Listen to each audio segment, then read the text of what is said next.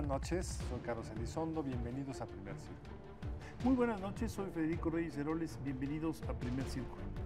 El informe presidencial durante muchos años, décadas de hecho, fue el día del presidente y desde ya hace 2 décadas y media el informe entró en crisis y ha dado varios tumbos en el sentido de que pues, teníamos la versión de que el presidente iba, se presentaba y lo interrumpían, lo interpelaban, lo cual no era admitido en los formatos, digamos, del legislativo. Después tuvimos el incidente aquel en que no se le permitió al presidente Fox entrar a la Cámara de Diputados, que ahora nos reímos, pero fue algo dramático. Y el hecho es que ahora se han seguido ensayando. Si usted recuerda, el año pasado hubo una fórmula distinta, que fue este town hall, esta reunión con estudiantes, que se difundió bastante poco. Y ahora el presidente Peña Nieto regresó a un formato que es el informe privado desde Palacio Nacional a la opinión pública.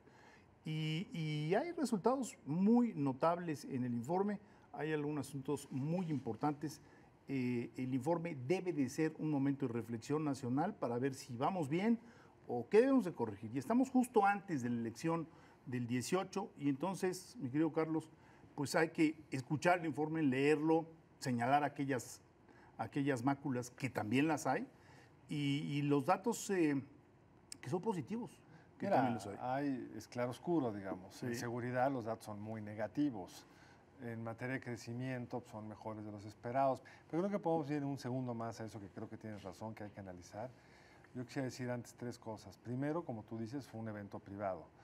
Privado, público, en el sentido que había muchos invitados, había medios, pero no es un evento formalmente enmarcado en el texto constitucional, no hay una obligación de nadie de ir, no hay una respuesta institucional, y en ese sentido se pierde una parte de posicionamiento político, y no hay por lo mismo tampoco un debate con las fuerzas opositoras, se vuelve una fiesta privada sin mucha contrapeso y donde podremos realmente analizar con un poco más de detalle tema por tema en la llamada glosa del informe, que es cuando cada secretario es convocado por la Cámara o cualquiera de las dos y ahí se discute punto por punto el resultado del año pasado. Entonces, números buenos sí, pero es una discusión ante los medios de comunicación y pues trataremos en ese papel de jugar nuestro rol.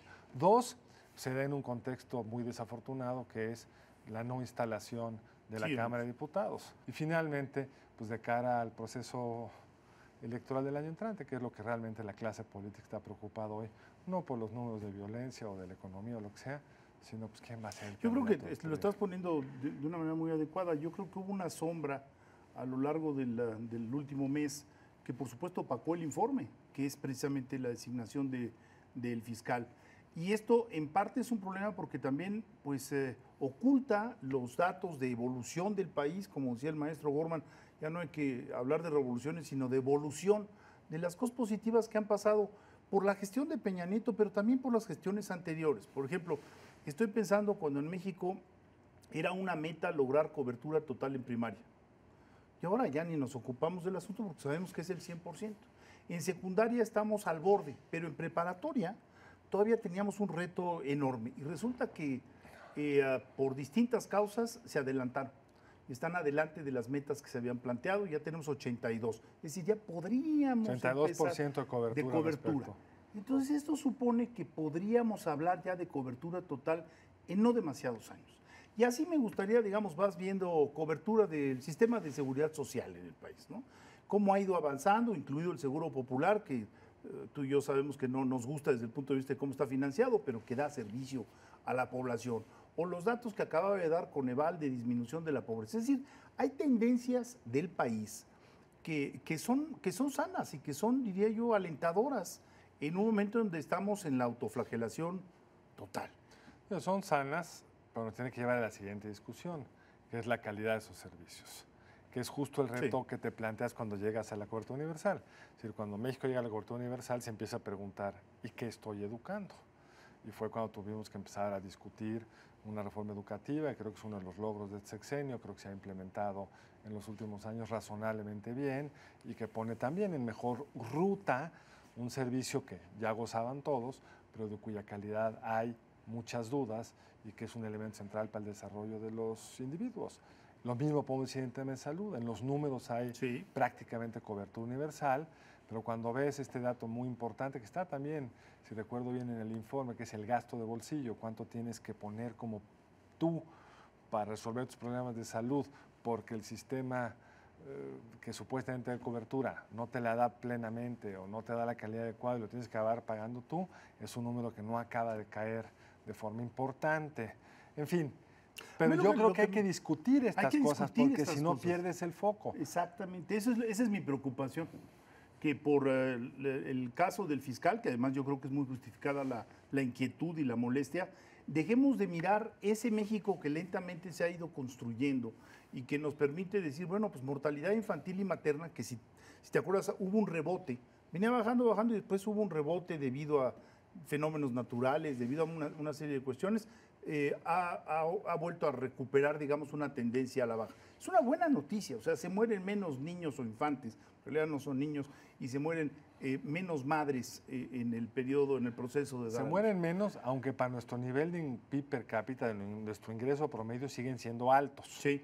Pero la tendencia importa mucho, no la voy a para nada desestimar. Ahora sí hay dos temas que el presidente pasó muy rapidito, Federico. La primera, pues la seguridad.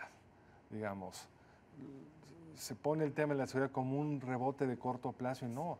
Venimos desde el 14 con un deterioro, pues, al principio parecía que era temporal, pero que se ha ido volviendo permanente y preocupante. Yo creo que tienes toda la razón y el presidente asumió una postura que debe de ser analizada. Hace poco tuvimos aquí a Alejandro Jope y nos hablaba de este tipo de cuestiones. 2 veces lo tuvimos. Dos veces lo tuvimos aquí. Y más o menos se calculaba, los distintos especialistas como él, decían que 50% de los homicidios dolosos correspondían a personas vinculadas con el narcotráfico. Y ahora el presidente abiertamente dijo, los homicidios que han aumentado son los homicidios del fuero común, que no tienen que ver con la persecución al narco, y por lo tanto son los municipios y las entidades federativas las que son responsables. Yo puedo compartirlo, pero es un cambio de ruta en el análisis y decir, señores, pues lo que tenemos que hacer es una ley de mando único, fortalezcamos financieramente a las policías, etcétera. Es una definición, Carlos, importante frente a la federación. O sea, quiero ver la próxima reunión del Consejo Nacional de Seguridad. Pues el presidente ya adoptó una postura, ustedes son altamente responsables. Yo creo que es totalmente cierto que esa fue la posición. Tengo mis dudas que sea correcto. Digamos, en una conversación ahí de pasillo que me encontré con el gobernador de Colima, pues él no estaría de acuerdo con esta definición. Hoy, como tú sabes, es el estado con mayores asesinatos por cada 100,000 habitantes y él dice que es claramente un problema de crimen organizado que tiene que ver con pues, la ruptura de ciertos equilibrios que han generado pues, un aumento en la violencia y algo parecido parecería que estamos viendo. Hoy salió un muy buen artículo de Eduardo Guerrero en el Financiero, donde cita un texto académico que trata de entender si la alternancia tiene o no impacto en la violencia. Sí, la discusión. Y la conclusión que sacan es que sí tiene en la medida en que se rompen los equilibrios entre policías y ladrones, digamos, de un gobierno, cuando hay el cambio, se rompe y hay más violencia. Podría estar explicando el caso de Veracruz y de Quintana Roo. En fin. Bueno, ¿te acuerdas que Alejandro nos decía en este programa que una de las bastiones para defender esa tesis es que en Nezahualcóyotl han mantenido al encargado de seguridad pública durante un periodo ya muy largo con gobiernos de distintos signos y que la violencia ha disminuido? Entonces, ahí hay otro punto de discusión. Exacto. Y esos son los asuntos que hay que ir entresacando para decir, a ver, centrémonos y hagamos una discusión seria sobre estas cuestiones. Y la otra omisión, creo yo, Federico, es el de la corrupción. La pasó por arribita y hay una responsabilidad fundamental de esta administración que es echar a andar bien el Sistema Nacional Anticorrupción. Que además, presupuestalmente hablando, lo hemos comentado, es una inversión pequeñísima. Claramente no es un tema presupuestal, en un par de viajes se lo gasta sin problemas. Es un problema de definición de fondo. Hay algunos datos que son importantes, por ejemplo, cuando el presidente dice, en una década podríamos terminar con la pobreza extrema, es una afirmación, Carlos, muy importante, ¿no? O cuando dice, estamos en un horizonte, creo que de 30 años, podríamos acariciar la posibilidad del desarrollo pleno. No se había escuchado ese tipo de afirmaciones en los informes. Finanzas públicas hay noticias muy buenas. O sea, superávit fiscal, la inversión extranjera directa. Hay muchos datos muy positivos. Sin embargo, pues la gente ya no tiene el hábito de ver el informe, ya no tiene el hábito de estudiarlo, de debatirlo a la hora de la sobremesa en la casa o donde sea y decir, bueno, tiene razón, no tiene razón. Tratemos de reflexionar sobre el futuro de nuestro país, ¿no? Yo creo que debería ser la función de este ejercicio, y aunque aquí sí yo discrepo en el fondo con el presidente, que es en este contexto de seguridad, en esta fragilidad del Estado de Derecho, con estos problemas recurrentes y en todo el país en materia de corrupción, no hay forma de ser desarrollados. No nos podemos engañar. No hay un país desarrollado que tenga con problemas los niveles de violencia que tenemos nosotros. Y la tendencia ahí es, si la pobreza parecería que hay una tendencia a la mejora, en seguridad es clarísima la tendencia al deterioro. No hay para dónde hacerle. Es una curva que rebota y hace así, con una pendiente casi de 45 grados. Si no enfrentamos eso, lo demás yo creo que no hay forma de sostenerlo. Fíjate qué absurdo. Parte de la solución de los dos problemas centrales, que son violencia y corrupción, pues pasan por el fiscal general.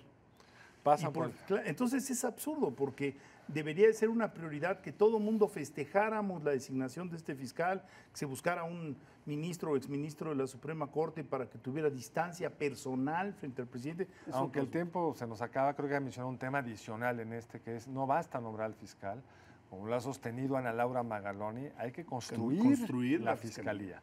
Porque con estas estructuras que hoy tenemos, el mejor candidato allá arriba tampoco va a poder hacer tanto. Podrá hacer más que uno que no tiene esas características, pero hay que repensar en cómo fundar nuevamente esa tarea central del Estado, que en México, en toda nuestra historia, nunca lo hemos resuelto. Ese es un paso histórico. Pero bueno, ya se ha acabado el tiempo, es que ya tenemos que despedirnos. Muy buenas noches, nos vemos la próxima aquí en Primer Círculo. Muy buenas noches, nos vemos el lunes entrante aquí en Primer Círculo.